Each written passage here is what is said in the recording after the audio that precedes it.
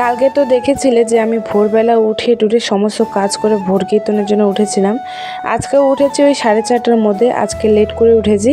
কালকে এত তাড়াতাড়ি উঠে গেছিলাম, রেডি হয়ে কতক্ষণ বসেছিলাম, কিন্তু আজকে একটু লেট করে উঠেছি যে আস্তে আস্তে অন্তত ঘর মোছামুছি আর স্নান পুজোটা করে নিতে পারবো।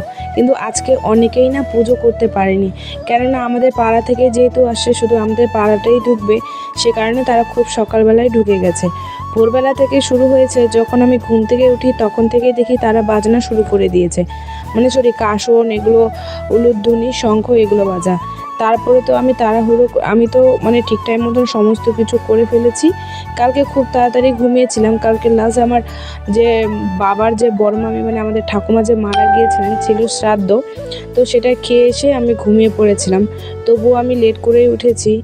আজকের যে কীর্তনটা সেটা সামনের বছর আমি ঢুকাতে পারিনি, কিন্তু এখানে আমি জানতাম না যে প্রণাম করার পরে আমাকে প্রথমত ঘুরতে হবে। যখন তারা আমাকে দেখিয়ে দিল তারপরেই আমি ঘুরলাম। এতক্ষণ আমি ভাবতাম হয়তো তারাই প্রথমে ঘুরবে। আগের বছরে যে শিলিগুড়ি থেকে এসেছিল সেটা ঢুকাতে পেরেছি। তারপরে ছিলাম আমরা অসুস, আমার শ্বশুরবাড়ি থেকে দুজন মারা যায় এবং তাদেরকে দেখিনি, কিন্তু তারপরে যেহেতু আমাদের বংশের মধ্যে পড়ে, তখন আমরা নিরামিষ খেতাম বলে পুজো টুজো দিতাম না দেখে তাদেরকে আমি ঢোকাতে পারিনি। কিন্তু এবার খুব ইচ্ছা ছিল, কিন্তু আমি এবার কার্তিক মাসে তিনটা কীর্তন ঢোকাতে পেরেছি। সেটা যে কত আনন্দ হচ্ছে আমার কাছে। অনেক নিয়মই আমি জানি না, জানি এখানে আমি তো এবার থেকেই থাকবো, কিন্তু ধীরে ধীরে আমি সমস্ত কিছু জানতে পারবো। এখানে বড় মাকে জিজ্ঞাসা করছিলাম, আচ্ছা এরপরে কি আরো কিছু করতে হবে? ওনারা বললো যে না, করতে হবে না, হয়ে গেছে, এবারে আমরা তুলে নিয়ে চলে যাব।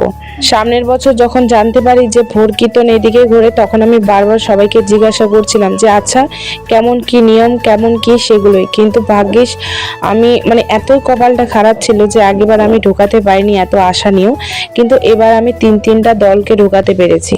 সেদিন আর সারাদিন ব্লগ শ্যুট করিনি, কেননা আমার গ্যালারিতে প্রায় অনেকগুলো ব্লগ রয়ে গেছিল। এটা নেক্সট দিনের ব্লগ। সেদিন আর ব্লগটা শ্যুট না করে আমাকে নিজেকেই ভালো লাগছিল না, মনে হচ্ছিল কেন আমি ব্লগটা শ্যুট করলাম না। আর কদিন পরে যখন গ্যাস কিনবো, উনানের রান্নাটাকে তোমাদের সাথে আর শেয়ার করতে পারবো না। কয়েকদিন জন্য বেশ কয়েকটা জায়গায় আমি কাজের জন্য খুঁজেছি, কিন্তু যেই সময়টাতে আমি কাজের জন্য খুঁজছি সেই সময়টা আর মিলছে না। যেহেতু শুভ খুবই ছোট, তাই ওকে রেখে আমাকে কাজ করতে যাওয়াটা খুবই অসম্ভব। যদি আমার এখানে কিছু একটা লোক থাকতো তাহলে হয়তো আমি ওকে রেখে কাজে যেতে পারতাম।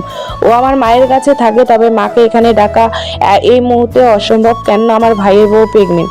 আমি চাই এই সময়টা আমার মা ওর কাছেই থাকুক। আর আমার মায়ের বাড়ি থেকে আমাদের বাড়ি খুব একটা দূরে না, খুব একটা কাছাকাছিও না, মিডিয়ামটা। হেঁটে গেলে তো আধা ঘন্টা লাগবেই। ওকে যদি স্কুল থেকে রেখে আমি কাজে যাই, তারপরে ওকে আনতে গেলে টিউশনটা আমি আর দিতে পারবো না, তাই সেই মুহূর্তে আমি কাজও তেমন পাচ্ছি না। আমাকে অনেকেই বলে জানো তো যে তুমিও কাজ করো, একটা মানুষের দ্বারা আর হয়তো সংসার চলাটা খুবই অসম্ভব। হ্যাঁ, এটা ঠিকই, যেটা আমি নিজে উপভোগ করছি। টাকার অভাবটা থাকলে সংসারে অশান্তিটা বারবার ফিরে আসে, এটা আমার নিজের চোখে দেখা।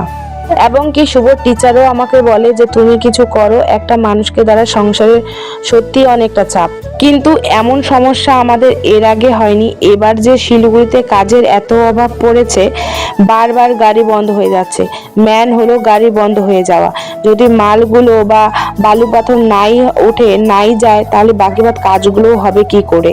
বারবার কাজ বন্ধ হয়ে যাওয়ার কারণে সংসারে আরো বেশি অভাবটা বা অশান্তিটা চলে আসছে।